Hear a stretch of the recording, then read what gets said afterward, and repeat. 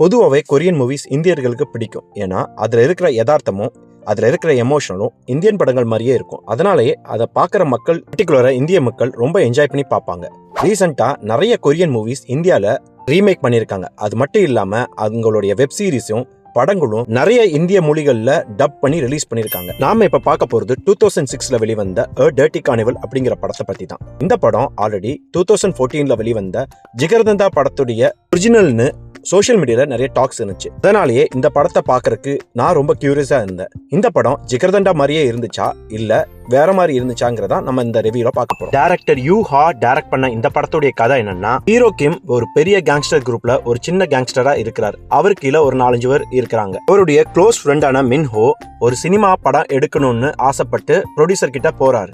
அவரு ஒரு கேங்ஸ்டர் ஸ்டோரியை ரியலிஸ்டிக்கா எடுக்கணும்னு சொல்றாரு. அதனால மின்ஹோ அவர் ஊருக்கு போய் ஃப்ரெண்டான கேங்ஸ்டர் கிம் கிட்ட கேங்ஸ்டர் வாழ்க்கையை பத்தியும் அவங்களோட கதைகளை பத்தியும் கேட்டு தெரிஞ்சுக்கிறாரு.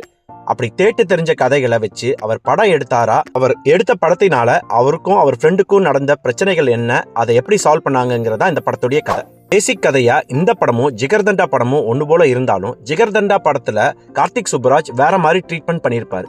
டுவர்ட்ஸ் எண்ட் அந்த படத்துல நிறைய விஷயங்கள் காமெடியாவும் பண்ணியிருப்பாரு. இந்த படம் முழுக்க ஒரு சீரியஸான மோட்ல தான் போகும். இந்த படத்துல எனக்கு ரொம்ப பிடிச்ச விஷயம் என்னன்னா, இந்த படத்துடைய ஸ்டண்ட் கோரியோகிராஃபி. படத்துல 4-5 ஸ்டண்ட் சீக்வன்ஸ் இருக்கும். ஒவ்வொன்றுமே ரொம்ப ரேப்பிடா ஃபாஸ்டாவும் கோரியோகிராஃபி பண்ணிருப்பாங்க. அதை அற்புதமா கேமராலையும் கொண்டு வந்திருப்பாங்க. படத்துடைய சினிமாட்டோகிராஃபி ஒர்க் ரொம்ப சூப்பரா இருந்துச்சு. நிறைய இடங்கள்ல கொரியாவுடைய ஒரிஜினல் லேண்ட்ஸ்கேப்பை அழகா கொண்டு வந்து காட்டியிருப்பாங்க. Acting wise hero Ju, heroine Lee, அவர் ஃப்ரெண்டா நடிச்ச நாம் குங், இவங்க எல்லாருடைய ஆக்டிங் பெர்ஃபார்மன்ஸும் சூப்பரா இருந்துச்சு.